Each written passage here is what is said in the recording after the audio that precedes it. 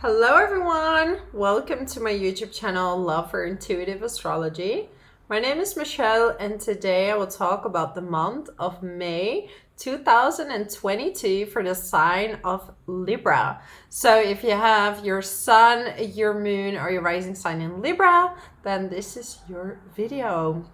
Okay, Libras, we're gonna have another month full of unexpected events. We're starting the month off with the sun conjuncting Uranus, and for you this is going to be in your 8th house, and the 8th house is related to death, rebirth, rising from the ashes, right? So a big part of you is really ready to break certain cycles in your life. At the same time, this could be unexpected money coming in or money going out, right? The 8th house is related to other people's money, but since it's in Taurus that rules the 2nd house, it could be income from a company or, an inheritance. This can go anyway. And besides that, Jupiter is going into the sign of Aries. And this is going to happen on the 11th of May. And this is great news for your love life, Libra, because, you've been having Chiron in the 7th house for quite some time, giving you a lot of pressure if you are in a relationship, right? So this gives you, difficulty in a relationship, or maybe, you need to take care of a partner. Or your partner needs extra support. This could be through financial support. This could be mental support. There's just something that makes your current relationship a little bit painful. But now Jupiter is there to back it up. It's giving new hope, new information. And for the Libras that are single, there could be new opportunities meeting someone else, and this could be due to you breaking a pattern in your life, because we have 8th house, right? Uranus and Sun together at the beginning of the month, and then we have a full moon, lunar total eclipse in Scorpio, and this is in the 2nd house, right? So this could be money on one hand, but at the same time, Scorpio rules the 8th house. So you're ready to break a cycle when it comes to love, right? You're ready to break a cycle when it comes to finances, and they might even be connected with each other. Maybe you are always in relationships with people who have money, and now you're like, hey, I'm gonna make my own money now. I'm not gonna rely on someone else. Or you've always made your own money and you're like, I'm ready to be supported a little bit more, right? And this is going to crack open the wall to allow someone new to come into your life or rebuild your current relationship. And at the same time, we have Venus also in Aries conjuncting Chiron, right? This happens around the same full moon. And I got these Heal Yourself cards. So I'm gonna draw a card, 1 or 2 or more for you, Libra, to see what patterns you can break, right? Okay, we got the first card out, 8th house stuff. You're gonna laugh about this card. Okay. Ooh, Libra, I love these cards for you. Okay, this is not an 18 plus reading, so I'm gonna give it keep it very general, but this is about the sexual arts.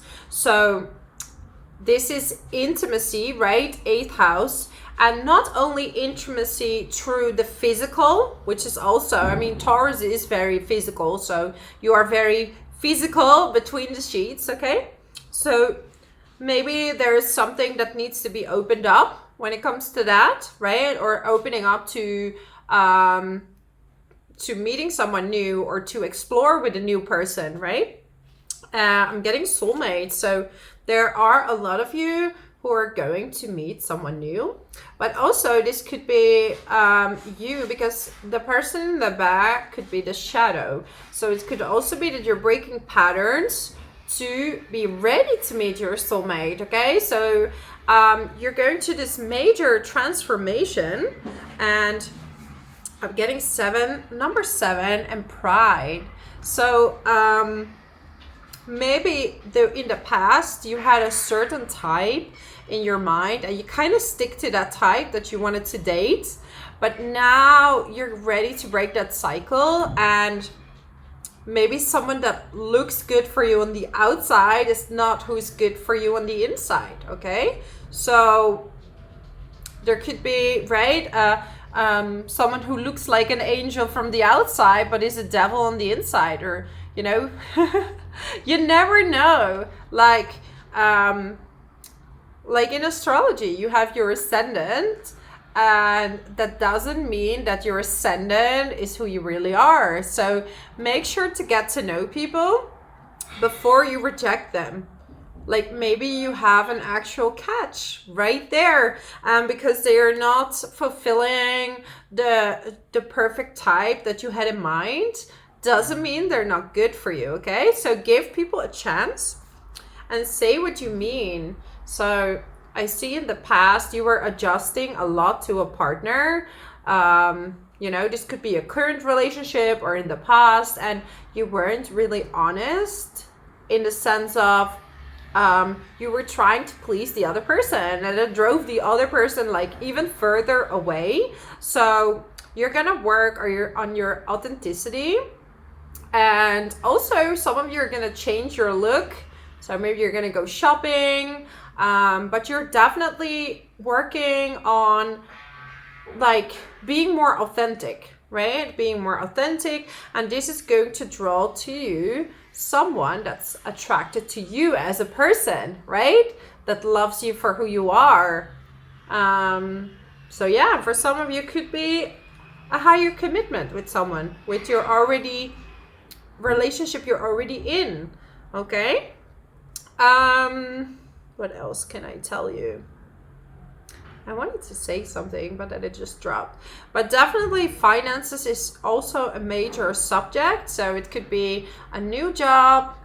Maybe, yeah, a new job is coming your way. It could be new clients coming in if you're self-employed. But definitely with Scorpio in the second house, there's always like it rules Pluto, and it means ups and downs when it comes to money, right? So there's money coming in and going out. So you're being really like, there's going to be a hyper focus on your finances. I'm just going to get you another card. Okay, have courage. So maybe look at this person. It has a lamp in their hand. He has a lamp. So maybe it's time to get out of your comfort zone. Okay, so if you haven't been dating for a while with Saturn in your 5th house, maybe it's time to get out there. Or maybe it's time to have fun, right? Enjoy. Do something that you haven't done before.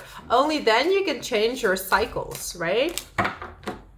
Pay attention to the signs. So maybe a really good exercise you could do is write down all your past relationships, your past financial situations, and what are the similar situations that keep repeating themselves, right? Because I see you looking back, and the thing is that when a new situation is happening, you kind of expect the same outcome, which doesn't necessarily need to happen, because the outcome is very often related to us not trusting, us not having enough boundaries, right? So everything on the inside happens on the outside, and nothing is gonna always be perfect, you know? It's not like that, but it's like you can be cautious.